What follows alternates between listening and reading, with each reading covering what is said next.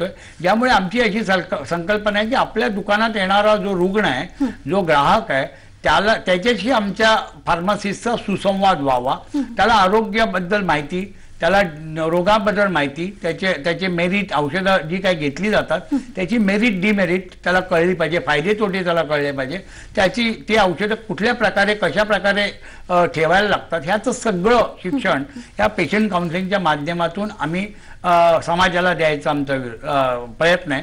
म्हणजे थोडक्यात आरोग्याचं जनजागरण करण्यासाठी आम्ही हा प्रपंच मांडलेला आहे आणि हा इतकं मोठं प्रशिक्षण त्यामुळे त्यात दिलं आहे. अगदी, म्हणजे मला असं वाटतं की तुम्ही व्यवसाय नव्हे तर एक प्रकारे रुग्णसेवाच आहे. केवळ औषध देऊन नव्हे तर त्याबद्दलची जनजागृती करणं हे सुद्धा खरं तर खूप महत्त्वाचं मला वाटतंय. प्रगल्भ भारताकडे जेव्हा आपण वाटचाल करतो तेव्हा या सगळ्या गोष्टी खूप गरजेच्या आहेत. पण या व्यावसायिक प्रशिक्षणाला, अभ्यासक्रमाला जर सहभाग व्हायचा असेल तर त्याच्यासाठीची पात्रता आपण आपले जर प्रेक्षक कोणी पाहत असतील या संदर्भातलं, त्याच्यामध्ये आज हा जो प्रशिक्षण आम्ही सुरू केलं हे केवळ आमच्या औषधी विक्रेत्यांपुरती मर्यादित आहे, ज्याची स्वतःची दुकान आहेत, जो डिप्लोमा इन फार्मसी आहे, ओनर फार्मसिस्ट आहे, त्यांनी याला पहिल्यांदा या प्रशिक्षणाला त्यांनी आपलं नाव नोंदवायचं आहे. त्यासाठी 2,000 रुपयाची फी आम्ही त्यांना ठेवले. बाकी सगळं शिक्षण आम्ही फ्री करतो.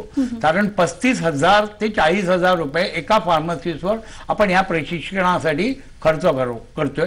पण याच्यामध्ये फार तज्ज्ञ असे डॉक्टर्स किंवा जे काही आमचे फॅकल्टी मेंबर्स आहेत, सगळ्या कॉलेजेस, फार्मसी कॉलेजचे मोठे मोठे फॅकल्टी मेंबर्स याच्यात घेतलं जातं आणि फार मायन्यूट किंवा फार स्टँडर्ड असं शिक्षण याच्यातून दिलं आहे. कारण माझ्या मुळामध्ये संकल्पना आहे की आपला फार्मसिस्ट हा ऑस्ट्रेलियन फार्मसिस्ट किंवा US चा फार्मसिस्ट किंवा अमेरिकन फार्मसिस्ट बरोबर त्याची तुलना व्हायला पाहिजे आणि त्यासाठी हा सध्या आपण फार्मसीसाठी मर्यादित आहे आणि साधारण आतापर्यंत 7,000पेक्षा जास्त लोकांनी हे प्रशिक्षण घेतलंय आणि कंटिन्युअस एज्युकेशन हे आमचं संबंध महाराष्ट्रामध्ये सुरू आहे. आता मी लवकरच चेन्नईमध्ये आणि आंध्र प्रदेशमध्ये, हैदराबादमध्ये आणि कोयंबतूरला सुरू करतोय. म्हणजे आता मी महाराष्ट्राच्या बाहेर सुद्धा अशा प्रकारचं प्रशिक्षण या केमिस्ट बांधवांसाठी सुरू करतोय. बरं, आणि म्हणजे त्याला रिस्पॉन्स सुद्धा खूपच चांगला, फार याच्यासाठी फार मोठं आम्हाला जी काही हे येते, मागणी येते ती मोठी आहे. पण आमचा प्रशिक्षण फार म्हणजे आपण कठीण आहे.